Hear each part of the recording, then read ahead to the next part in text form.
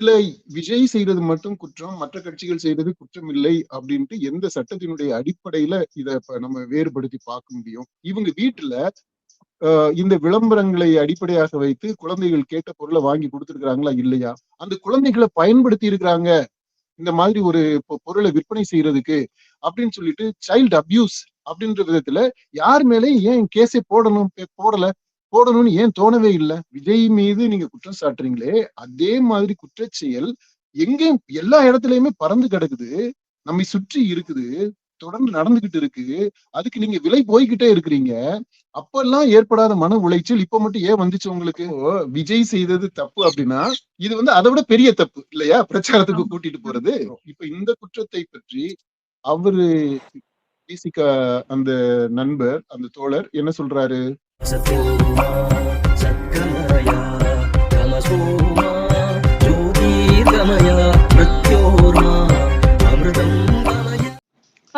தாவேகா தலைவர் விஜய் அவர்களுடைய பேச்சால் குழந்தைகள் உளவியல் ரீதியா பாதிப்புள்ளாயிருக்கிறாங்க அப்படின்னு சொல்லிட்டு அவர் மீத கோவை காவல் ஆணையர் அலுவலகத்துல புகார் கொடுத்திருக்கிறாங்க. இந்த புகார் உண்மையாவே குழந்தைகளுக்கு உளவியல் ரீதியாக பாதிப்புகள் ஏற்படுத்துதா இல்ல இது அரசியல் ரீதியான ஒரு விமர்சனமா, இது உண்மையான சமூக கவலையா அப்படிங்கறத பத்தி நம்ம ஒரு விரிவா பேசிடலாம். முதல்ல அவங்க என்ன புகார் கொடுத்திருக்கிறாங்க அப்படிங்கறத நான் சொல்லிடுறேன்.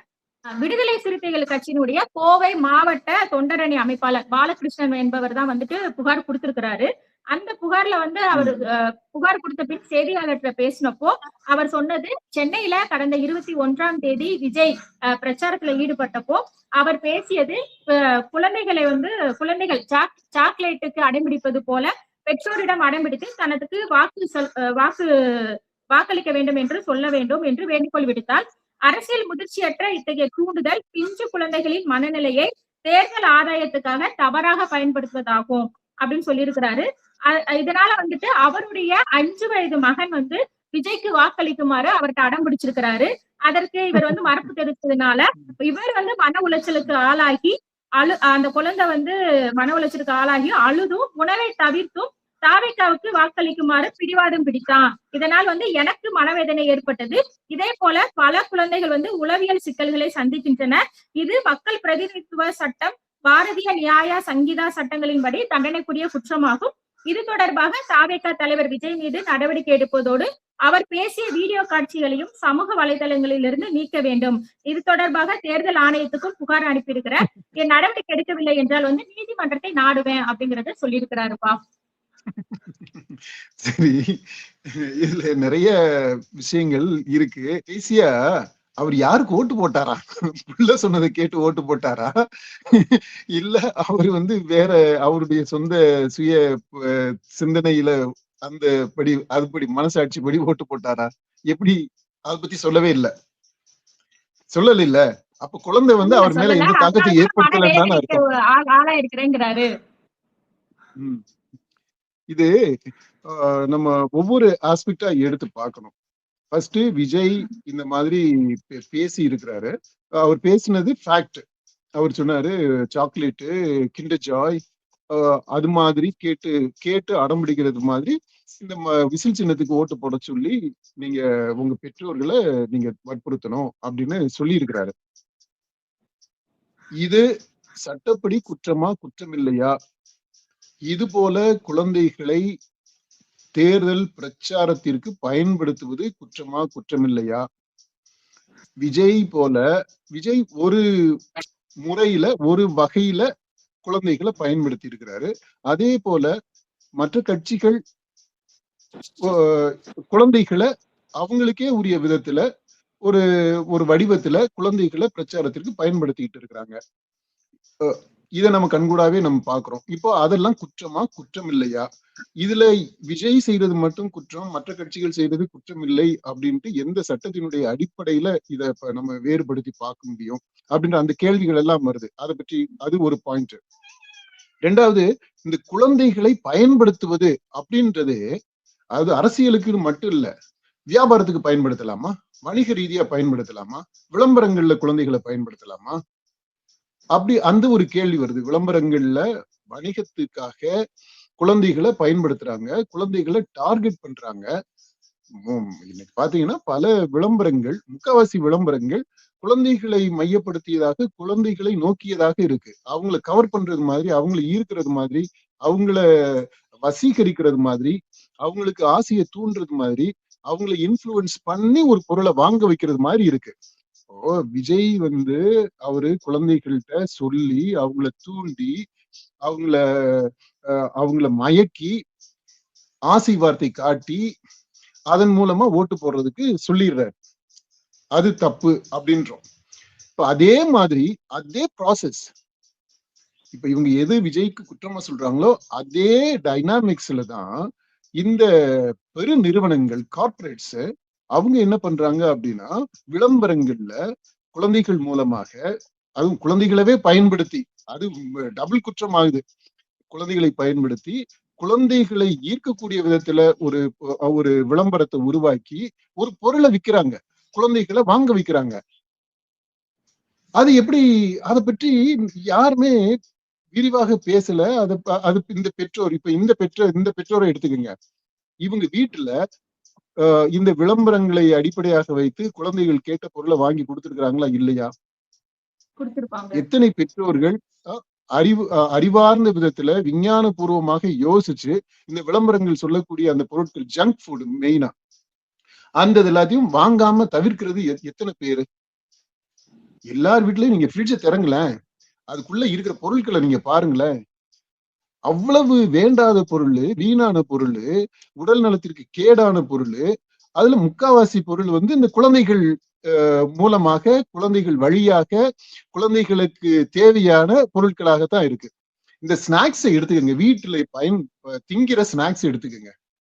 முக்காவாசி வீட்டுல அந்த உழைக்கும் மக்களை விட்டுருங்க, அதற்கு மேல இருக்கக்கூடிய அந்த சேலரிட் பீப்புள், ஒரு கீழ் நடுத்தர வர்க்கத்துல இருந்து அதுக்கு மேல இருக்கிறவங்க, அவங்க வீட்டுகள்ல இப்ப இருக்கிற அந்த ஸ்நாக்ஸ் எல்லாம் நீங்க பாருங்க, என்ன மாதிரியான ஸ்நாக்ஸ்? அது எல்லாமே ஜங்க் ஃபுட்டோட வர்றது. பிள்ளைங்களுக்கு ஸ்கூலுக்கு கொடுத்து விடுற ஸ்நாக்ஸ் பாருங்க, அதெல்லாம் என்ன மாதிரியான ஸ்நாக்ஸா இருக்கு? அது எல்லாமே ஜங்க் ஃபுட்ல வர்றது. அவங்களுடைய வசதிக்கு ஏற்றது மாதிரி கொஞ்சம் விலை உயர்ந்த நட்ஸ், அது இது அந்த மாதிரி ஐட்டங்களை வாங்கி கொடுக்கலாம் வசதியானவங்க. கொஞ்சம் வசதி குறைவானவங்க அதுக்கு ஏற்றது மாதிரி இந்த காரச்சேவு, மிக்சர் அந்த மாதிரி ஐட்டங்களை வாங்கி கொடுக்கலாம். கூட எல்லாமே இந்த விளம்பரங்கள் அதிகமாக செய்யக்கூடிய பொருள் ரொம்ப நல்ல பொருள் அப்படின்ற எண்ணம் தான் மனசுல பதிஞ்சு இருக்கு. அது எல்லாமே குழந்தைகளை மையப்படுத்தியதாக இருக்குது, குழந்தைகளை டார்கெட் பண்ணக்கூடியதாக இருக்கு, குழந்தைகளை ஏமாற்றி அவங்களை இன்ஃப்ளூயன்ஸ் பண்ணக்கூடியதாக தான் இருக்கு. இப்ப இந்த விஷயத்த ஏன் இவரு இத்தநாள் வரைக்கும் இதை ஒட்டி எந்த கார்பரேட் நிறுவனத்தின் மேலையும், எந்த அட்வர்டைசிங் ஏஜென்சி மேலையும், எந்த அந்த படத்துல விளம்பர படத்துல நடிக்கக்கூடிய நடிகர் மேலையும் அந்த குழந்தைகளை பயன்படுத்தி இருக்கிறாங்க இந்த மாதிரி ஒரு பொருளை விற்பனை செய்யறதுக்கு அப்படின்னு சொல்லிட்டு, சைல்டு அபியூஸ் அப்படின்ற விதத்துல யார் மேலேயும் ஏன் கேஸே போடணும்னு ஏன் தோணவே இல்லை? திடீர்னு இப்ப இந்த அரசியல்னு வந்த உடனே விஜய் மேல நம்ம இது வரைக்கும் பேசிட்டு இருக்கிறது விஜய் செய்ததை சரி தப்பு அப்படின்றதுக்காக இல்ல, நம்ம அந்த ஏரியாவுக்குள்ள போகல, அதை பற்றி அப்புறமா பேசிக்கலாம். இப்போ அந்த ஒரு செயலை எடுத்துக்கிறோம். இப்போ விஜய் மீது நீங்க குற்றம் சாட்டுறீங்களே, அதே மாதிரி குற்றச்செயல் எங்கேயும் எல்லா இடத்துலயுமே பறந்து கிடக்குது, நம்மை சுற்றி இருக்குது, தொடர்ந்து நடந்துகிட்டு இருக்கு. அதுக்கு நீங்க விலை போய்கிட்டே இருக்கிறீங்க. அப்பெல்லாம் ஏற்படாத மன உளைச்சல் இப்ப மட்டும் ஏன் வந்துச்சு உங்களுக்கு? சரி, இப்ப ஏன் அப்படி வந்துச்சு? அந்த கேள்வி கூட சரியான கேள்வியாக இருக்காது. இந்த தடவை மன உளைச்சல் இங்க வந்துருச்சு. இப்ப என்னன்னா, உங்களுக்கு தெரியாமலே, உங்களுக்கு மன உளைச்சல் ஏற்படாமலே உங்களை ஏமாத்திக்கிட்டு இருக்கிறாங்க, உங்க பிள்ளைகளை ஏமாத்திக்கிட்டு இருக்கிறாங்க. இது ஒரு பக்கம். இத வந்து கவனத்துல யாருமே பெருசா எடுத்துக்கிறல. ஒரு சில பேரு, சில குடும்பங்கள்ல இந்த மாதிரி ஜங்க் ஃபுட்டை தவிர்க்கணும் அப்படின்னு சொல்லிட்டு சில ஸ்கூல்ஸ்ல எல்லாம் கூட சொல்றாங்க. அது கொஞ்சமா இருக்குது, இப்பதான் அந்த அவேர்னஸ் வர ஆரம்பிச்சிருக்கு. மற்றபடி பரவலாக அந்த அவேர்னஸ் இன்னும் இல்லை. அது ஒரு பக்கம் இருக்கு. ரெண்டாவது, வீட்டுல பயன்படுத்துற அந்த குழந்தைகள் அடிக்ட் ஆகி இருக்கக்கூடிய அந்த சோசியல் மீடியால அந்த கான்டென்ட், என்ன மாதிரியான கான்டென்ட் அவங்க கன்சியூம் பண்றாங்க பாத்தீங்களா? கேம்ஸ், வீடியோ கேம்ஸ் தான் மெயினா குழந்தைகள் வந்து இது பண்றாங்க. அப்புறம் இந்த கார்ட்டூன் ஷோஸ் பாக்குறாங்க, அவங்களுக்கு ஏத்த படங்களை பாக்குறாங்க. இது இந்த கேம்ஸை எடுத்துக்கங்க, வீடியோ கேம்ஸ், அது அவ்வளவு அடிக்டிவா இருக்கு, அவ்வளவு வன்முறை நிறைந்ததாக இருக்கு, அவ்வளவு குழந்தைகள் மனசுல நஞ்ச, பகைமைய, வெறுப்ப, விரோதத்தை, குரோதத்தை விதைக்கக்கூடியதாக இருக்கு. கண்ணு முன்னால உங்க வீட்டிலேயே இதெல்லாமே நடந்துகிட்டு இருக்கு. இது இது பல சமயங்கள்ல பெற்றோர்களே அதுக்கு உடந்தையாக இருக்காங்க. ஏன்னா அவங்களுக்கு நேரம் செலவு பண்ண முடியல அப்படின்றதுனால மொபைல தூக்கி கையில கொடுத்துடுறாங்க. கொடுத்த உடனே அந்த குழந்தைங்க இந்த இந்த மாதிரியான கேம்ஸுக்கு அடிக்ட் ஆயிடுறாங்க. இப்போ அவங்களுடைய மனசுல சின்ன பிஞ்சு மனசுல அவ்வளவு நஞ்சு போய் விதைக்குது இந்த வீடியோ கேம்ஸ் எல்லாம். இது மட்டும் இல்ல, அடுத்து என்ன ஆகுதுன்னா குழந்தைகள் கைக்கு மொபைல் போயிடுச்சுன்னா இன்னைக்கு இருக்கக்கூடிய அந்த அல்காரிதம்ஸ் எல்லாம் என்ன பண்ணி வச்சிருக்குது அப்படின்னா அடல்ட் கான்டென்ட்ஸையுமே கூட குழந்தைங்க முன்னாடி கொண்டு வந்து அவங்களுக்கே தெரியாமலே அந்த கான்டென்ட்ஸ் எல்லாமே வந்துருது. ஏன்னா அதே மொபைலை தான் பெற்றோர்களும் பயன்படுத்துறாங்க பெரும்பாலான வீடுகள்ல. அப்படின்னு சொல்லும்போது அந்த சைல்ட் லாக்கு கீழ் லாக்கு என்னதான் பண்ணீங்கனாலும் அந்த ஒரு டேஞ்சர் இருக்கு. நம்ம அதை கூட இப்போதைக்கு பெருசுப்படுத்த வேண்டாம். ஆனா இந்த கேம்ஸ் மட்டுமே எடுத்துக்கிடுவோம். அதுல அவ்வளவு குழந்தைகளுடைய மனத்தை பாதிக்கக்கூடிய உள்ளடக்கங்கள், மனதை பாதிக்கக்கூடிய அவர்களுடைய செயல்பாடுகளை முடக்கி வைக்கக்கூடியதாக இந்த வீடியோ கேம்ஸ் எல்லாமே இருக்கு. ஊடக நுகர்வு இருக்கு. இது எல்லாத்துக்கும் நீங்க உடந்தையாக இருக்கிறீங்க. உங்க கண்ணு முன்னாடி நடக்குது, உங்க கூடவே நடக்குது. சில சமயங்கள்ல நீங்களுமே சேர்ந்து அந்த கேமை திருட்டுத்தனமா நீங்களும் விளையாண்டுக்கிறீங்க. அந்த வீடியோ கேம்ஸ் எல்லாம் பேரண்ட்ஸும் பெரியவங்களும் விளையாண்டுக்கிறாங்க. இப்ப இந்த மாதிரி நடந்துகிட்டு இருக்கு. இதை ஒட்டி நீங்க ஏங்க கேள்வியே எழுப்பல? இந்த வீடியோ கேம்ஸ் அதை ஏங்க நீங்க அதை பற்றி நீங்க ஏன் எங்கேயுமே கேஸ் போடல? மன உளைச்சலுக்கு நீங்க ஏன் ஆளாகல? உங்க குழந்தைக்கு கண்டதையும் கண்ட பொருள்களையும் வாங்கி கொடுத்து ஒபெசிட்டி, உடல் பருமன் நோய் வந்துடுது, அந்த நோய் வந்துடுது, இந்த நோய் வந்துடுது, இளம் வயதிலேயே புற்றுநோய் வந்துடுது, அது வந்துட்டு இது வந்துடுதுன்னு எல்லாமே நம்ம பார்த்துக்கிட்டு இருக்கிறோம். அனுபவ ரீதியாக நடந்துகிட்டு இருக்கு. இருந்தாலும் நீங்க அந்த பொருட்களை உற்பத்தி செய்யக்கூடிய, அதை விளம்பரப்படுத்தக்கூடிய எந்த நிறுவனத்தின் மேலையும் நீங்க கேள்வி அதாவது கேஸ் போடல, கேள்வி எழுப்பல. அதனாலதான் மன உளைச்சல் ஆகல. உடல் நலம் சம்பந்தப்பட்டது, மனநலம் சம்பந்தப்பட்ட இந்த வீடியோ கேம்ஸ், அது மாதிரியான மற்ற உள்ளடக்கங்கள், இதுக்காகவும் நீங்க எந்த விதத்திலையும் மனசு வேதனைப்படல, கோபப்படல, ஆதங்கப்படல, கேஸ் போடல, மன உளைச்சலும் உங்களுக்கு வரல. இல்ல இந்த மாதிரி ஆஸ்பெக்ட்ஸ் இதையும் நம்ம கணக்குல எடுத்துக்கிறோம். இப்ப அரசியல்னு வந்த உடனே நம்ம சொல்றோம், இப்ப அந்த அரசியல்ல விஜய் செய்தது தப்பா சரியில்லையா அப்படின்ற அந்த கேள்வியை இப்ப நம்ம அட்ரஸ் பண்ணுவோம். அதாவது நம்ம இது வரைக்கும் பேசினது இந்த ஓவராலா கான்டெக்ஸ்ட், இந்த பெற்றோர் சொல்லி இருக்கிறது எவ்வளவு தூரம் அரசியல் படுத்தப்பட்டதாக இருக்குது, நிறைய விஷயங்களை அவங்க அப்படின்றது. இது இந்த கேஸ்ன்றது மோட்டிவேட்டர் அப்படின்றது நமக்கு தெளிவா தெரியுது. அப்படின்றதுக்காகத்தான் நம்ம இந்த பின்புலத்தை பற்றி சொன்னோம். சிறுத்தைகள் கட்சியை சேர்ந்தவர்.